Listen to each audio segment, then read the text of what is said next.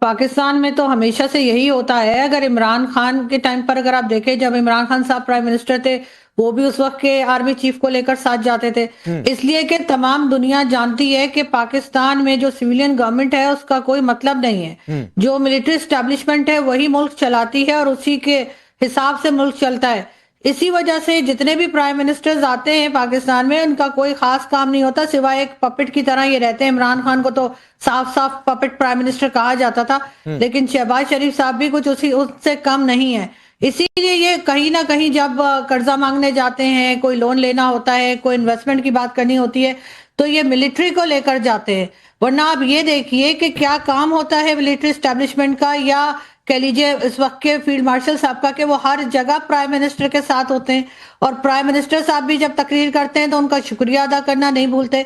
भाई, उनका शुक्रिया तो आप उस वक्त अदा करें ना, अगर आपके यहाँ अमन हो जाए, अगर आपके यहाँ केपीके और बलूचिस्तान में अमन हो जाए, अगर आपके यहाँ जो अटैक्स चल रहे हैं टीटीपी के, वो किसी तरीके से आप रोक पाए, तब उनका शुक्रिया अदा करें, क्योंकि वो जो सिक्योरिटी है वो उनका काम है। इकोनॉमी चलाना, फॉरेन पॉलिसी बनाना, हर जगह पर इंटरफेयर करना, गवर्नमेंट लाना, गवर्नमेंट ले जाना, गवर्नमेंट गिराना, प्राइम मिनिस्टर्स को अरेस्ट करना, फांसी लगाना, सजा देना, जब ये सारे काम मिलिट्री एस्टैब्लिशमेंट करती है तो डेफिनेटली फिर उसको इस बात के लिए तैयार रहना चाहिए कि लोग क्रिटिसाइज भी करेंगे, लोगों ने गलत भी कहेंगे और उसका रिजल्ट भी अच्छा नहीं आ रहा, ये भी सभी के सामने। अच्छा आरजू, आपने कहा कि ये तो दिखावे के वजीर आजम होते हैं, बात सही भी है, और इसीलिए पूरी दुनिया कहती है वजीर आजम से क्या बात करना, आर्मी से ही, चीफ से ही सीधे बात करो।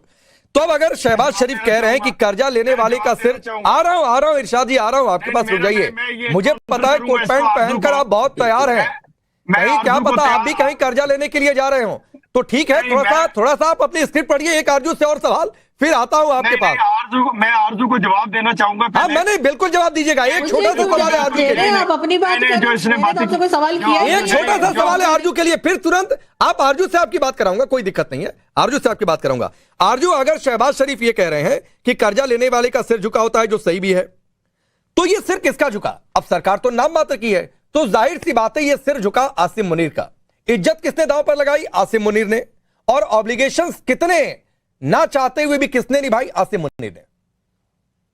देखिए, पूरी कौम का सर झुका है, चाहे वो आसिम मुनीर साहब हो, चाहे वो प्राइम मिनिस्टर साहब हो, चाहे कोई भी हो, पूरी कौम का सर झुक जाता है जिस वक्त आप कर्जा मांगने जाते हैं। और उसके बाद जब आप सऊदी अरेबिया को, यूएई को कहते हैं कि उनसे लिया हुआ लोन आप वापस नहीं कर सकते, 1 साल और दिया जाए, उस वक्त भी आपको शर्मिंदा हो जाना चाहिए कि आपने मुल्क की क्या हालत कर दी है और कहां पर आपको इस वक्त होना चाहिए था, लेकिन आप वहां नहीं पहुंच सके। और मुसलसल इस वक्त लोगों की यहाँ पे हालत खराब से खराब होती जा रही है। इस 1 साल में, लास्ट जो 1 साल गुजरे, उसमें तकरीबन 7,06,000 लोगों का बताया जा रहा है, जो कि रिकॉर्ड पर है, जो मुल्क छोड़कर चले गए हैं। यहाँ पर से लोग भागने की कोशिश कर रहे हैं, रहने की कोशिश नहीं कर रहे।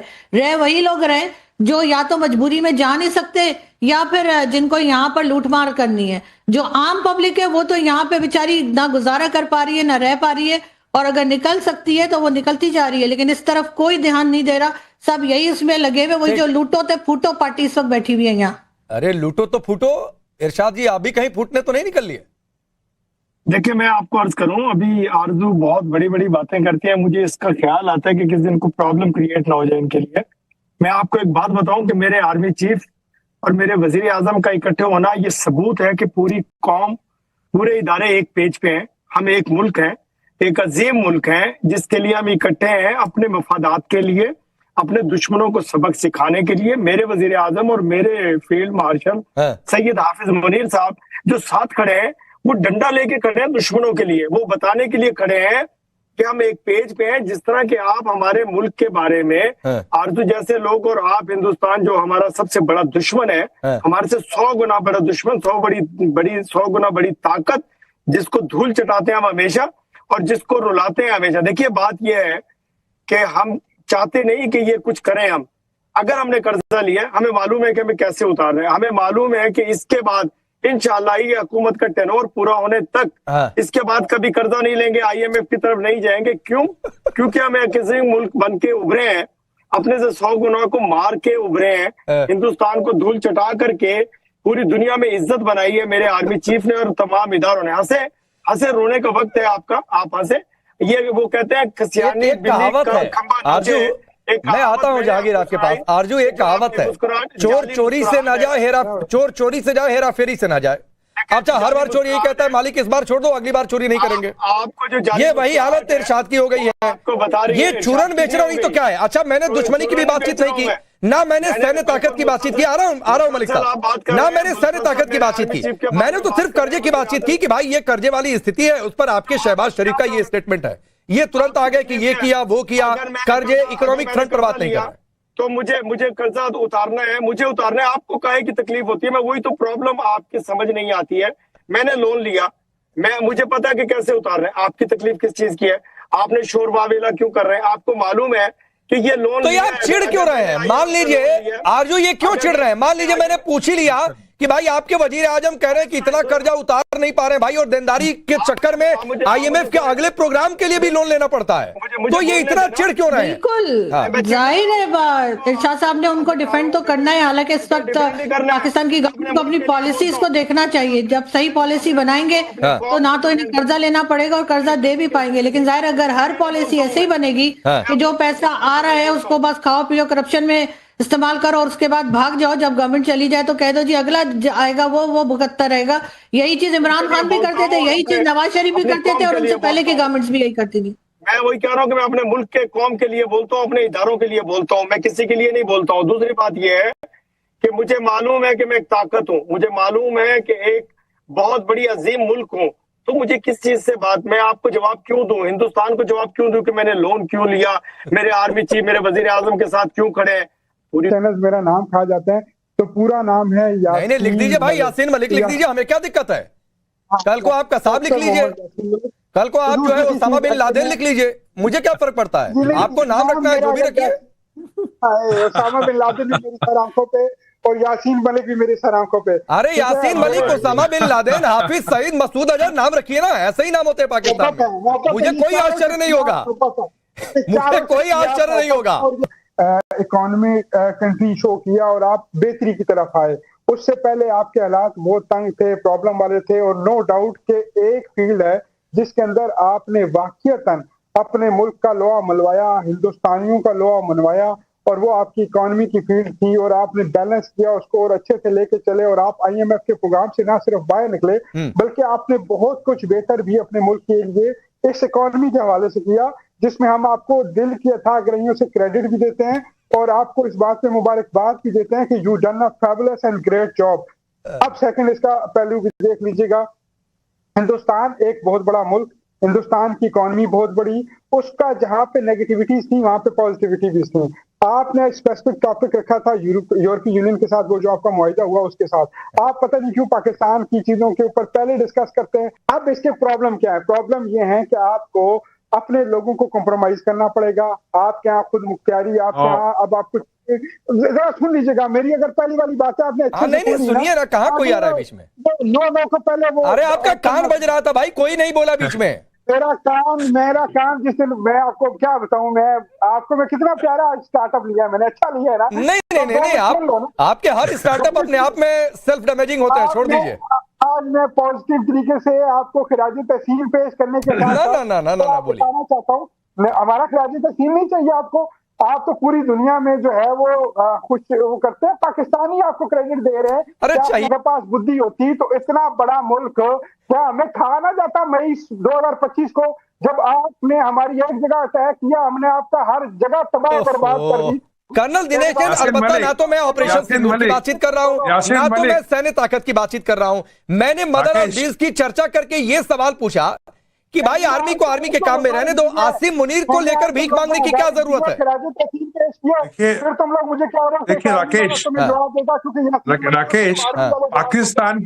पाकिस्तान की जो मदरसे हैं ना, उनके अंदर इकोनॉमी नहीं पढ़ाई जाती है, उनके अंदर बंदूकें, बार उसके साथ अटैच करते हो, आतंकवाद, उनके अंदर कैसे किसी देश हर जगह पे कैसे ट्रेन करके ओसामा बिन लादेन जैसे लोगों को पनाह देना है, जिसपे यासीन मलिक को बड़ा गर्व है। ठीक है, इनको इकोनॉमी नहीं आती। मैं बताता हूं ये जो डील हुई है क्या, 70% जो ट्रेड है पूरे यूरोप और इंडिया के बीच में, वो फ्री ट्रेड हो गया है। और सबसे बड़ी बात क्या की है हिंदुस्तान ने कि हिंदुस्तान से जो चीजें मोटे तौर पे बताऊंगा, बाकी समझ में नहीं आएगा यासिन को, और मदरसे में पढ़ा है ना, नहीं समझ में आएगा। तो 91% ट्रेड हिंदुस्तान से जो जाएगा उसके ऊपर है, और उसके अंदर भी वो चीजें हैं जो हमारे पास सरप्लस और जो चीजें हैं जैसे पोल्ट्री है या हमारा जो दूध वगैरह का बिजनेस है, हमारे किसानी का बिजनेस है, उसको नहीं हमने छूने दिया, ना ना ना ना ना ना। और यही कारण है कि जैसे नासिर बोल रहा था मेजर साहब कि हम लोग, हमारी जनता को आराम से राशन मिलता है। यस, हम हंसते खेलता देश है, हमें जरूरत नहीं है ट्रकों के पीछे सड़क पे भाग के आटे के लिए लड़ने की। वो तो पाकिस्तान को मुबारक हो, हमारे यहां तो घर में पहुंचता है आराम से, इज्जत से खाओ भाई, बहुत संपन्न देश है। और पाकिस्तान को समझ में नहीं आता कि ये क्या हो रहा है। दूसरा देखिए, इरशाद जो है ना, मैं पहली बात तो इरशाद को ये बताना चाहूंगा, ये यासिन को तो समझ में नहीं आएगा मेरी बात। इरशाद भाई, आपको ना, आप धमकी दे सकते हो सिर्फ खातिन को, मेरे जनरल, मेरी आर्मी, मेरा देश। कभी मेरी कौम बोला है क्या? मेरी कौम बोला है कभी तुमने? इरशाद, नमक हराम इंसान पाकिस्तान के, नमक हराम हो तुम पाकिस्तान के, पाकिस्तान की कौम के बारे में बोला कभी? अगर वो खातून बोलती है, अगर आरजू बोलती है, अगर आरजू बोल रही है, मैं बोलने दो, अभी तुम्हारे टाइम में नहीं बोला मैं। इरशाद अभी मत बोलो इरशाद, मेरे को बोलने दो, बात सुनेंगे आपकी। आप ना ISI के और ISPR के आगे बीत जाओ। यहाँ पे आके आरजू सच्चाई बोल रही है ना, कौम की बातें कर रही है, उसको धमकियां देता है, धमकी दे रहा है इंसान। कर्नल सर, मैं आता हूं एक बार जहांगीर के पास जाऊं। डॉक्टर इरशाद सुनिए ना, डॉक्टर इरशाद सुनिए, आपको एक दो शब्दों से कर्नल दिनेश नैन के दिक्कत हो रही होगी, लेकिन उनका गुस्सा इसलिए भड़का कि आपने शुरुआत में ही आरजू के लिए धमकी वाली भाषा का इस्तेमाल किया, तो इसलिए उनका ये गुस्सा भड़का। अब आपको नहीं अच्छी लग रही है बात तो आप छोड़ दीजिए बात। मैं जहांगीर आपके पास आता हूं, एक मिनट जहांगीर, कर्नल दिनेश नैन आता हूं सर, आता हूं डॉक्टर इरशाद, एक मिनट। एडवोकेट जहांगीर, एक तो अलबत्ता चलिए सबने यहां पर माना, नदीम हो, मलिक हो, यासीन मलिक हो या कोई भी हो, कि हिंदुस्तान बहुत बड़ी आर्थिक ताकत है आज की डेट में, और हम तीसरी अर्थव्यवस्था बनने के बेहद करीब है, और वो बनेंगे। फ्री ट्रेड डील दुनिया कह रही है, यूरोपियन यूनियन भी आया, तो यूरोपियन यूनियन की ओर से यह कहा गया कि जब भारत प्रगति करता है, मैं कोट अनकोट कर रहा हूं, कि जब भारत प्रगति करता है तो दुनिया स्थिर रहती है, स्टेबल रहती है। जब भारत प्रोग्रेस करता है तो यूरोप पूरा स्टेबल रहता है। ये उनकी ओर से कहा गया, ये मेरे शब्द नहीं है। लेकिन मैं आगे बढ़ता हूं। आप लोगों का पड़ोसी देशों से व्यापार घाटा 44% से ज्यादा है, आधे से ज्यादा। पहले करीब कुछ साल पहले तक 48 मल्टीनेशनल कंपनियां थी, आधे से ज्यादा छोड़ चुकी हैं। कितनी कंपनियां होंगी शायद आपको गिनाना मुश्किल हो जाएगा, लेकिन मैं फिर कह रहा हूं कि एक आम पाकिस्तानी होने के नाते क्या आपका सिर शर्म से झुका कि भीख मांगने के लिए सेना को आगे किया गया?